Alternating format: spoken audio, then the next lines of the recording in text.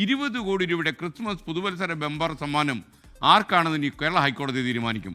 ഒന്നാം സമ്മാനത്തിൽ അവകാശവാദം ഉന്നയിച്ച് പിറവത്തെ റിട്ടയർഡ് SI സജിമോൻ രംഗത്ത് വന്നു. ഇതോടെയാണ് കോടതിയുടെ ഇടപെടൽ വേണ്ടി വന്നത്. സമ്മാനകരമായ ടിക്കറ്റ് പക്ഷേ ഹാജരാക്കിയിരിക്കുന്ന മറ്റൊരാളാണ്. ഈ ടിക്കറ്റ് തൻ്റേതാണ്, ഇത് മോഷണം പോയതാണ് എന്നാണ് അദ്ദേഹത്തിൻ്റെ വാദം. സജിമോൻ യഥാർത്ഥ 20 കോടി രൂപയുടെ ലോട്ടറി അടിച്ച ഭാഗ്യവാൻ താനാണ് എന്ന് സജിമോൻ സമർത്ഥിക്കുന്നതിൻ്റെ കാരണം അന്വേഷിക്കുകയാണ് നമ്മൾ. സജിമോൻ തത്സമയം ഈ മോർണിംഗ് ഷോയിൽ വരുന്നു. സജിമോൻ, സുപ്രഭാതം. ഈ 20 കോടിയുടെ സന്തോഷം 20 കോടിയുടെ ലോട്ടറി അടിച്ചപ്പോഴാണോ അങ്ങയുടെ ടിക്കറ്റ് മോഷണം പോയി എന്നറിഞ്ഞത്?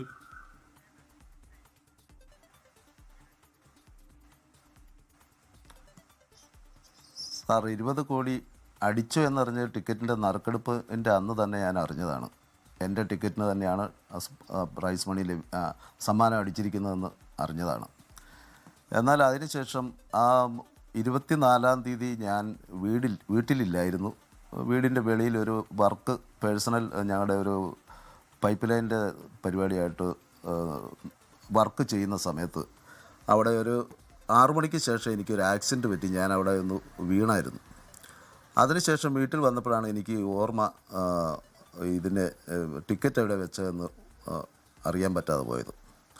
3 മണിക്ക് നറുക്കെടുക്കുന്ന സമയത്ത് ഞാൻ ഓൺലൈനായിട്ട് മൊബൈലിൽ ഈ റിസൾട്ട് നോക്കിയപ്പോൾ എൻ്റെ ടിക്കറ്റിന് സമ്മാനം അടിച്ചെന്നും ഞാൻ ഉറപ്പിച്ചതാണ്.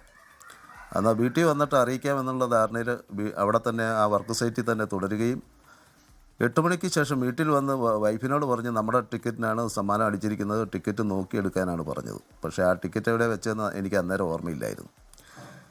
ഇത് കൊറിയർ സ്ഥാപനത്തിൽ, അതായത് ആന്ധ്രാപ്രദേശ് സ്വാമികൾ എൻ്റെ ട്രാവലറിൽ ശബരിമലയ്ക്ക് പോയി തിരിച്ചു വന്നപ്പോൾ മറന്നുവെച്ച അഭിഷേകം ചെയ്ത നെയ്യടങ്ങിയ ക്യാൻ ഈ വാഹനത്തിൽ വെച്ച് മറന്നു പോവുകയുണ്ടായി.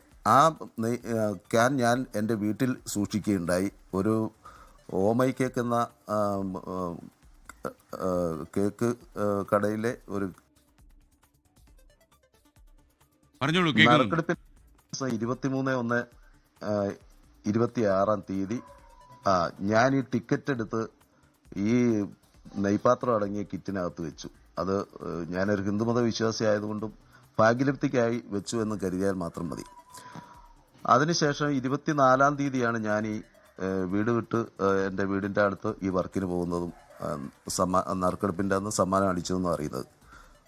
തുടർന്ന് ഈ ബംഗാരു നായിഡു എന്ന ആന്ധ്രാപ്രദേശിലുള്ള സ്വാമിക്ക് ഞാൻ ഈ നെയ്പാത്രം കൊറിയർ ചെയ്ത് അയക്കാനായിട്ട് ഞങ്ങൾ 30-ാം തീയതി കൊറിയർ ചെയ്ത് അയക്കാൻ പോകുന്നു. അന്നും ഞങ്ങൾ ഈ ടിക്കറ്റ് ഇവിടെ നോക്കുന്നുണ്ട്. വീടിൻ്റെ എല്ലാ പരിസരത്തും ഞങ്ങൾ ടിക്കറ്റ് തിരയുന്നുണ്ട്. പക്ഷേ ഞങ്ങൾക്ക് കണ്ടെടുക്കാൻ കഴിഞ്ഞിട്ടില്ല. ഈ 30-ാം തീയതി ഉച്ചയ്ക്ക് ശേഷം 3 മണിക്ക് ശേഷമാണ് ഞാൻ ഈ നെയ്പാത്രം കൊറിയർ ചെയ്യാനായിട്ട് പിറവം DTDC കൊറിയറിൽ കൊണ്ടുപോയി കൊടുക്കുന്നത്. ഞാൻ പാക്ക് ചെയ്തല്ല കൊണ്ടുപോയത്. ആ കിറ്റിനകത്ത് ആ നെയ്പാത്രം വച്ച് അവിടെ ഏൽപ്പിക്കുകയാണ് ചെയ്തത്. അവരെ പാക്ക് ചെയ്ത് കൊറിയർ അയക്കാൻ വേണ്ടി. അവിടെ പാക്ക് ചെയ്ത് കൊറിയർ അയക്കാൻ ശ്രമിച്ച അവർ ആ നെയ്പാത്രം മാത്രം കൊറിയർ ചെയ്യുകയും ആ കിറ്റ് അവിടെ പോവുകയാണ് ചെയ്തത്. അതായത് നെയ്പാത്രം മാത്രമാണ് ബംഗാരു നായിഡിന് ലഭിച്ചത്. ആ കിറ്റ് അവിടെ കിട്ടിയിട്ടില്ല. അതിൻ്റെ അർത്ഥം ആ കിറ്റ് ആ കടയിൽ അവർക്ക് ലഭിക്കുകയും അതിനകത്തുള്ള ടിക്കറ്റ് അവർക്ക് ലഭിച്ചു എന്നുള്ളത് തന്നെയാണ് എൻ്റെ പൂർണ്ണ വിശ്വാസം. പിന്നീട് ഞാൻ 2 ദിവസം കഴിഞ്ഞ് 1-ാം തീയതി എനിക്ക് അതായത് ഈ കിറ്റ് കിട്ടിയ ആളാണോ ഈ ടിക്കറ്റ് ഇപ്പോൾ ഹാജരാക്കിയെന്ന് താങ്കൾ പറയുന്നത്?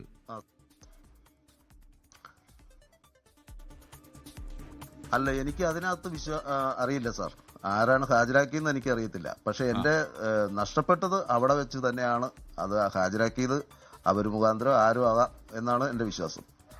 താങ്കൾ ടിവിയിലെ ഓഡിയോ താങ്കൾ ശ്രദ്ധിക്കേണ്ട, ഈ ഫോണിൽ ഞാൻ പറയുന്ന മാത്രം താങ്കൾ കേൾക്കുക.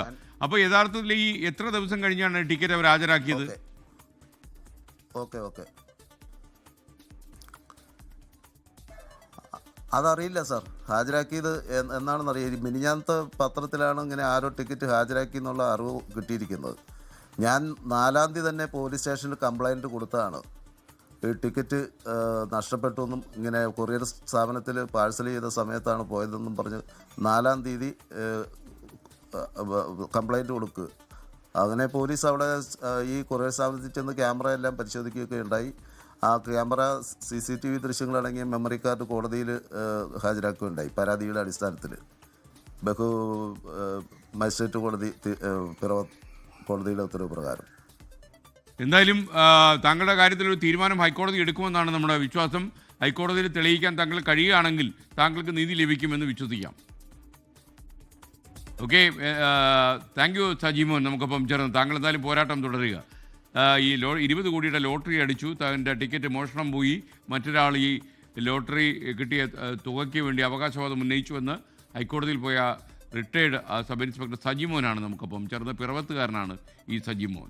ലോകത്തെവിടെയായാലും ഏത് സമയത്തും 24 വാർത്തകളും ഓഗ്മെന്റഡ് റിയാലിറ്റി പാക്കേജുകളും എക്സ്പ്ലെയിനറുകളും വിശദമായി കാണാൻ ഞങ്ങളുടെ യൂട്യൂബ് ചാനൽ നിങ്ങൾക്ക് സബ്സ്ക്രൈബ് ചെയ്യാം.